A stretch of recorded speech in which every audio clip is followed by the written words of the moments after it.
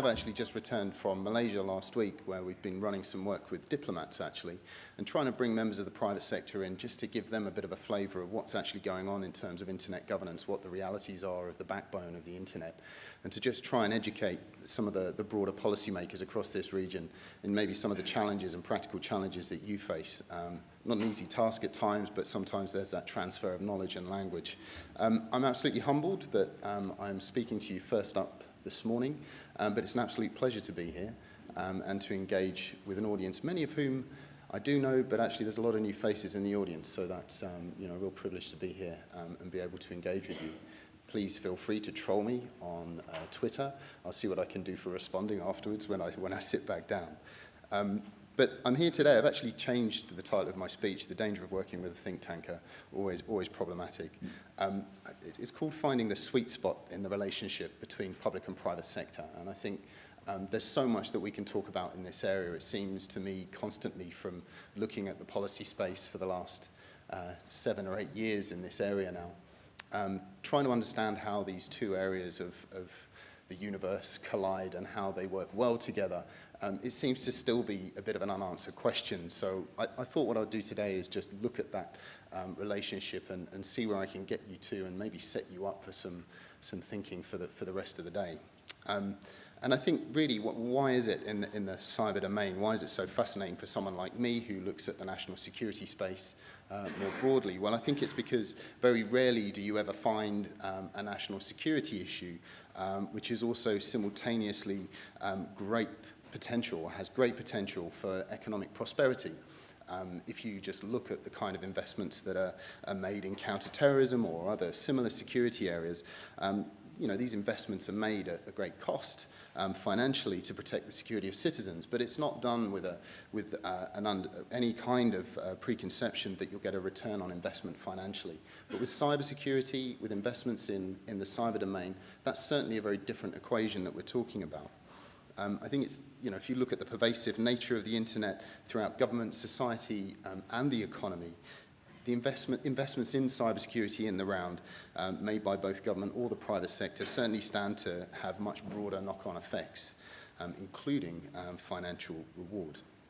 So we're in no doubt, everyone in this room is in no doubt, that investing in good cybersecurity, good information security is essential for a burgeoning digital economy. Again, I won't teach you to suck eggs with that. But we all stand to benefit from less cybercrime, espionage, online disruption, which will be brought about by better cybersecurity. If online services are delivered seamlessly in a secure, trusted environment, we can foster improved confidence in online marketplaces and products that are sold online. A safe and supportive environment is also conducive to the creation of new businesses and sowing the seeds of innovation. So all of these outcomes are incredibly desirable.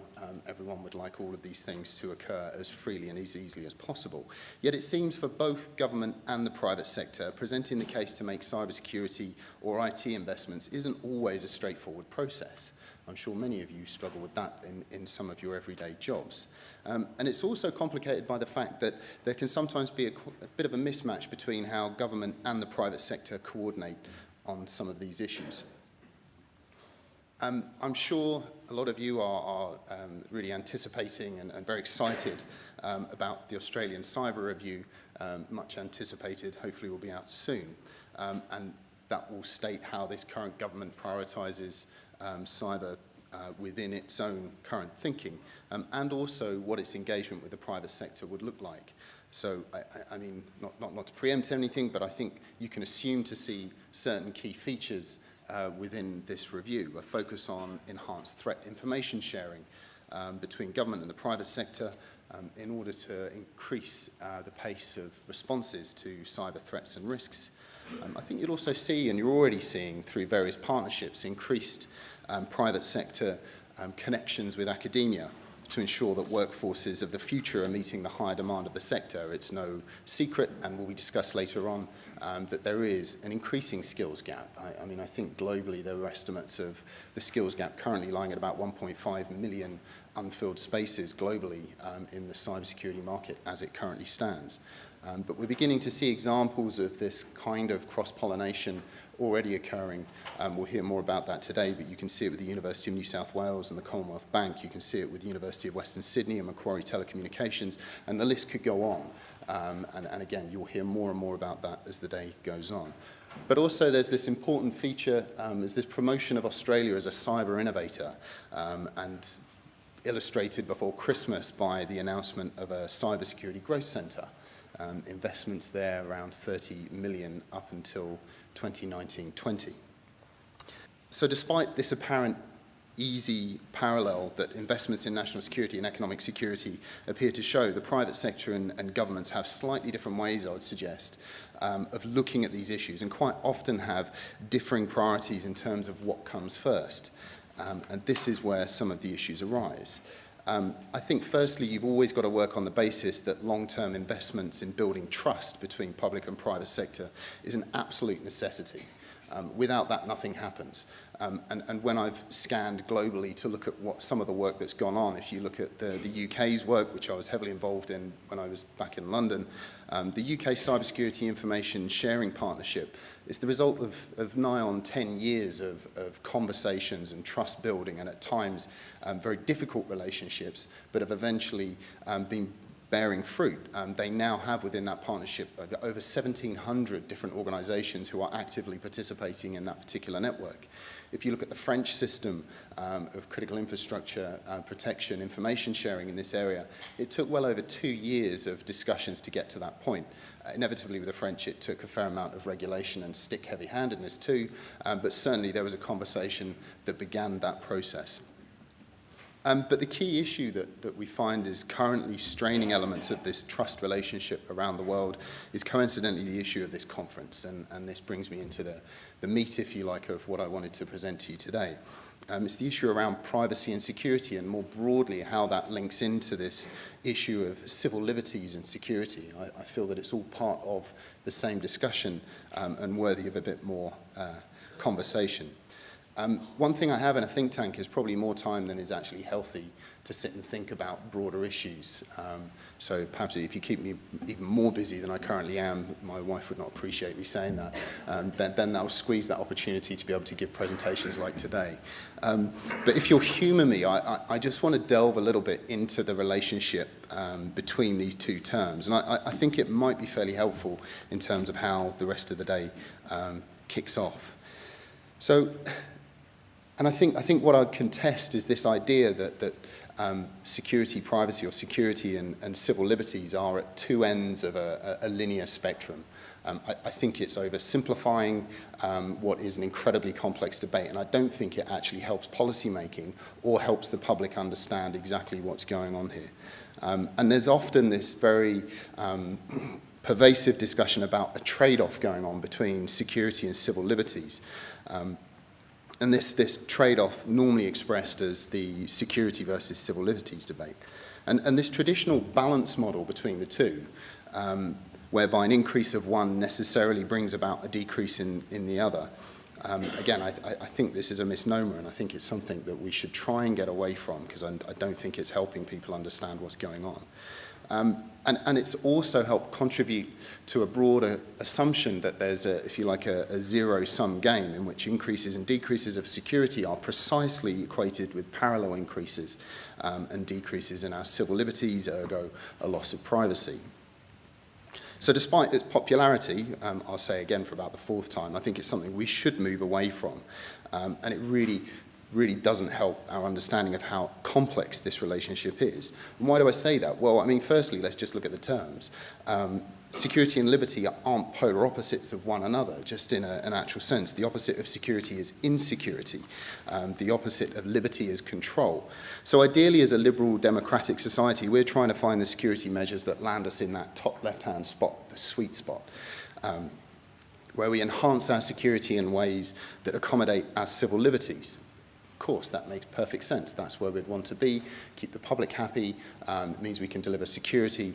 Essentially, everyone is delighted when we sit neatly in that spot. The core of our national discussion really should be about that quadrant, because let us have both liberty and security. We don't trade them off against each other, and we seek ways to achieve both simultaneously. It's not easy by any stretch of the imagination, but it does involve debate, a lot of debate, and an incredible amount of hard work in that conversation to make sure you can be hitting that spot as frequently as possible. And especially since security and transparency aren't exactly easy bedfellows at times. And so that does make that conversation particularly difficult. But as a liberal democratic society, I don't think Australia should be reluctant, or should be reluctant rather, excuse me, to trade away liberties in order to gain security. And having a liberal society doesn't usually require that we need to be unsafe. Much can be done within that sweet spot quadrant, especially when threats are clear. And the bottom left quadrant is the place we don't want to be, which is really the natural home of authoritarian governments and dictatorships who are typically unconcerned about civil liberties and don't actually place concern on that. So it should require extraordinary dangers for us to be seeping into that particular quadrant. Still, that's not to say that extraordinary dangers don't exist and don't arise occasionally within our society, which enforce or require us to impose certain measures outside of our usual comfort zone. When they arise, the usual reaction of governments is to move more towards that securitizer element of the quadrant there and not towards the libertarian default in the top right. Hopefully you're staying with me on this analogy. I'll try and kick on so I don't lose you. But few governments respond to new threats by becoming more libertarian. But for a liberal democratic government, time spent in that securitizer default quadrant becomes a factor in its own right. Emergency measures are only for emergencies after all, and they're not there to become a normal part and a normal feature of our democratic societies. So the real measure of a liberal democratic society is how quickly it can shape those new proactive measures to face new threats and allow it to return as quickly as possible back to that sweet spot zone. Bear with me. The final part of my discussion here is just to give you a case study of where this is happening in your newspapers every single day currently, and it's the discussion around encryption. And I think everyone here is probably even better versed than I in looking at this issue and understanding the intricacies and difficulties of it. Even I myself at times feel nervous about talking about encryption because when I talk to my technical friends, they say how much they like to avoid it too because what a complex issue it is. But now it's unavoidable, it's on the table and it needs to be confronted. And really it's reflective of achieving this sweet spot in policy making. And it's being exemplified in this war of words that we're seeing currently unravel in the US regarding encryption. And it is a hard to avoid symptomatic case of when the cracks can appear in the relationship between the private sector and government and that requirement for constant dialogue around measures that are necessary or required. So in search of the sweet spot, as far as Apple is concerned, and a range of other high-profile companies, the app developers, they've increased their levels of encryption, essentially, which you all know. And so whilst cybersecurity is a goal for both governments and the private sector, I think this is where you begin to see the motivations in achieving that goal beginning to split. And they're often quite different in terms of what the motivations actually are. For Apple, the increased encryption in their software was aimed both at protecting their customers from cybercrime, from unwanted attention from other governments, but it also served as a very important selling point to a customer base who, in the wake of 2013 and Snowden revelations, were increasingly demanding privacy as a core tenet of why they would purchase a piece of equipment or engage with a particular firm. Clearly, there are some other motivations as well in terms of looking at the global marketplace and trying to regain market share, again related to the Snowden revelations, in order to try and regain a sense of independence for the company. And really where it led them to is fashioning, if you like, to reinstate that independence. Apple led themselves into the position of developing encryption for the iOS 8 operating system, which let consumers set their own passwords and essentially take the encryption keys away from the company itself and mean that they wouldn't actually be able to comply with court orders as and when they arose. But as far as the US government is concerned, and this is the flip side of the argument, they're concerned that this new higher level of encryption has played into the hands of terrorists, criminals, offering them a degree of anonymity, which means that for them, as far as it's increasingly hard to be able to find, locate individuals and groups, but also to be able to build rigid, strong legal cases against these individuals. So you can begin to see where this problem lies between the two sets of motivations. And the US government see this as essentially pushing the marker far too far towards the libertarian segment, if you like, on the top right-hand side. And their solution is to have targeted access to encrypted devices, which would ensure increased security for the citizens that they are trying to protect. And you see all of this coming to fruition in the court case that's currently, or a number of court cases that are currently ongoing in the US, where the technology giant is refusing a court order to assist the FBI by building custom software that would unlock an iPhone 5C belonging to one of the gunmen who was involved in the mass shooting in San Benito, California last year. They feel that it would set a dangerous precedent which would diminish the privacy that everyone has really come to expect over the last few years from devices.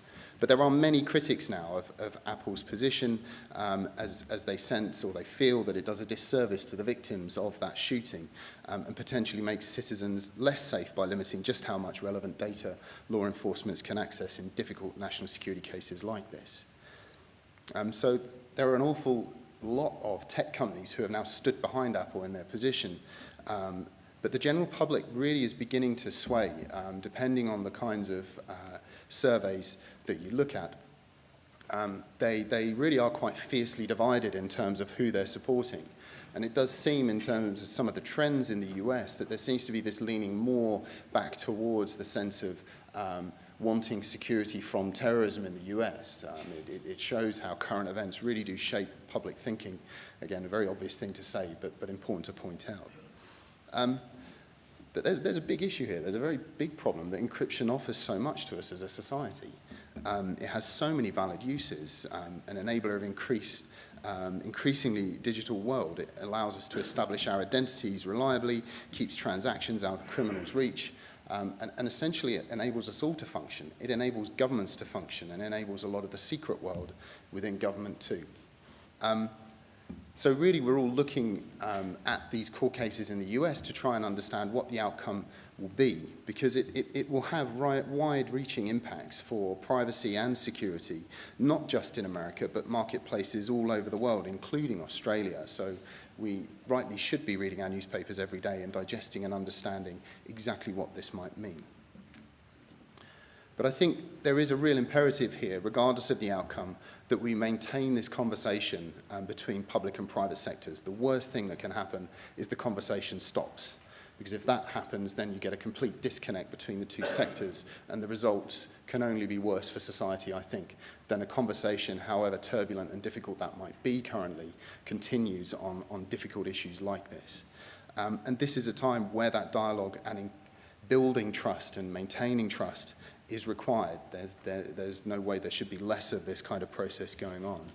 So despite the differing motivations between public and private sector, we should remember that both government and industry are working to achieve the same end goal. As I said, different motivations, but definitely want to achieve the same end goal: a safe and secure society and online environment. The core of our national discussion then really must be about how we achieve that sweet spot. That's what our conversation should be based on, between liberty and security, or privacy and security. We don't trade them off against each other. We seek ways to achieve both simultaneously. Doing that isn't easy. It involves debate, trust, and hard work. And I think events like today are absolutely vital in terms of keeping that conversation moving and engaging in the way that you all can. Bring your expertise to bear. And I implore you to have that conversation today. I can see it's going to happen. So I thank you very much for your time and attention, and I look forward to any questions that you might have.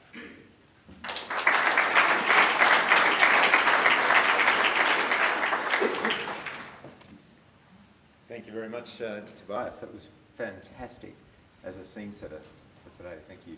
Are there any direct questions for Tobias as we start? One at the back, and there are some mics that are coming around. Can I ask you to observe the regular protocol of introducing yourself and where you're coming from, and keep the question short and pointed? Hi, can you hear me on this? Yep. Simon Starn from CTO Group. Just on that quadrant you've got, you seem to be putting privacy straight into the sort of liberty camp.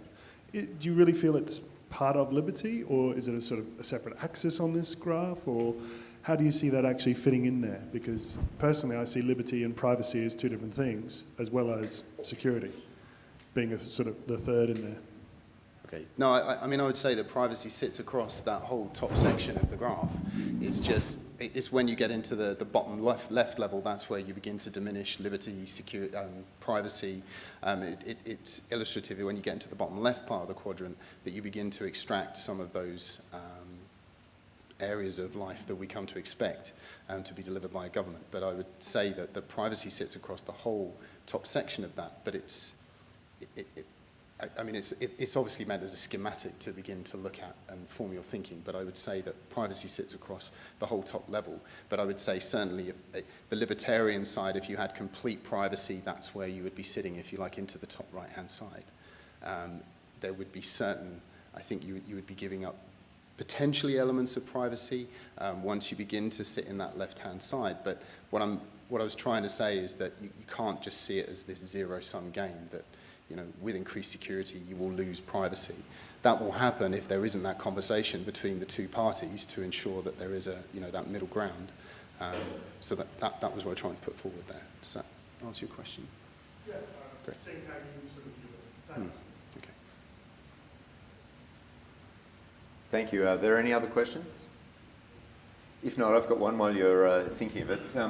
The development of a cybersecurity growth centre is a great initiative, potentially, if we have comparative advantages. For someone who's looked at the landscape globally around this topic, what are some of the areas where you think Australia may have direct comparative advantage in cybersecurity?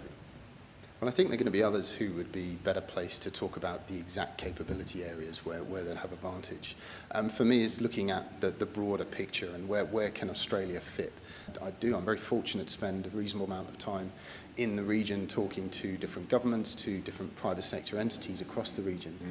And I just see it as this amazing marketplace in which Australian firms can compete and can do well. But for that to happen, it does require this sustained dialogue. I mean, if I think back to the UK time that I spent there, I saw how the UK Foreign Office began creating a prioritisation of UK companies, taking them in with them into certain countries and really kind of exploiting the expertise that they had within different marketplaces. So I look at this region, I look at the requirement for cybersecurity products, services, training, and just say, Australia, this is a tremendous opportunity.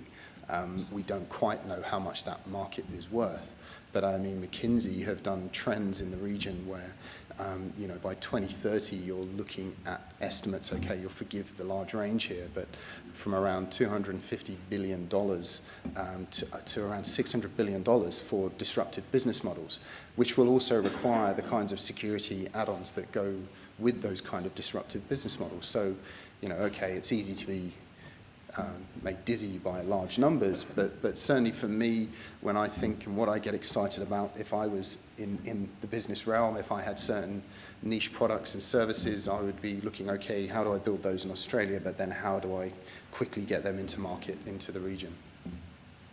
Okay, thank you.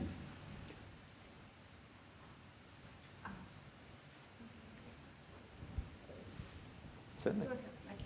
Tobias, first of all, thank you. It's Suzanne Roach from the AIIA. Tobias, first of all, thank you very much for your presentation. It's actually really terrific to have a conversation about privacy and security that is about the social and economic and really the human impacts rather than just the technical side of it. And that's certainly one thing we're wanting to achieve over the next couple of days. My question, and I hope it'll just be a quick one, is you probably saw the article yesterday in the AFR where there was an article by Mike Burgess, who's speaking very shortly, and Mike was saying it's not so much that there's a lot more security threats out there, it's just our level of awareness is growing. And sorry, Mike, for if I oversimplify that message, but I guess I'm wondering, Tobias, you're in this industry, you see what's going on all the time. From your position, is that a fair assessment? Well, certainly, unfortunately, Mike, my apologies. I didn't read your piece yesterday, but I'll certainly scurry back to the office and make sure that I do. But having spent quite a lot of time with Mike in the independent panel and generally around the bazaars, I think I know what he was been talking about. It's a bit of a mixed bag, isn't it? I mean, when we talk about awareness of the threats, yes, it is growing.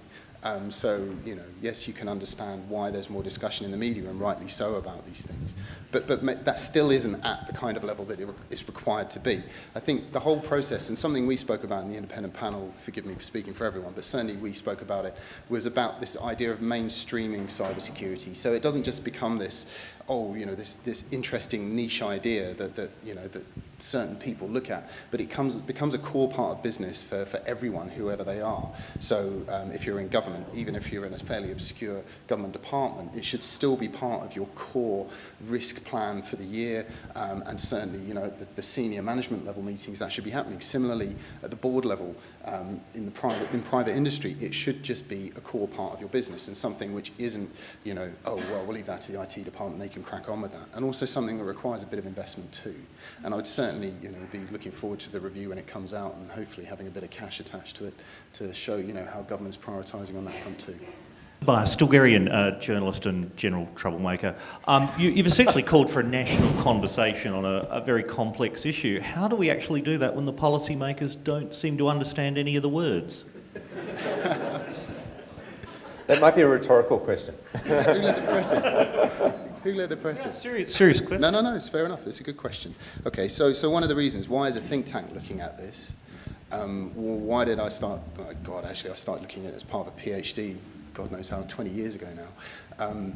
But why does the think tank look at it? Well, it looks at it for exactly that reason. Why did we start the International Cyber Policy Centre? Because we felt there was that lack of a sustained policy dialogue on what cyber policy meant. Absolutely, I think you still find a lot of people who deal with this issue still are not cognizant of the entire array of terms, definitions, and exactly what it all means. I think we are getting to a spot, though, now where there is a broader cross-section of policymakers and, dare I say, a number of politicians who are a bit more cognizant, perhaps, of the general... I mean, even if they're, to be fair, even if they're aware that it's an important issue they need to be dealing with, I think at this stage I can accept that, because that in itself is a leap forward from where we were perhaps 5 or 6 years ago. And that at least means there's beginnings of a prioritisation, and that those individuals will bring people in who do know about what kind of language problems there are that are involved. Obviously, I can't speak on behalf of the policy-making community. I am not one of them. I sit in this ridiculously fortunate position of being in the middle of everyone. So I just have carte blanche to say what I like in many respects. But no, you do raise a serious issue. I mean, what we do have now is a Prime Minister in Australia who is far more aware of what that language means and actually dealing with it from a business point of view as well as public point of view. So, there's a lot of anticipation about what he might have to say on this issue when the review arrives. So I would say we're better than where we were 5 or 6 years ago, that's for sure. But there's still a very long path to be travelled. But as is there all for all of us, isn't there? I mean, this is one area where the language keeps changing, the threats keep changing, and in many ways that's what keeps most of us interested, because it is ever morphing and moving on. So I know for myself, that's something. There's always something that surprises me and makes me read and research that a little bit more. Thank you. Fantastic. Thank you. Please join me in welcoming and thanking Tobias.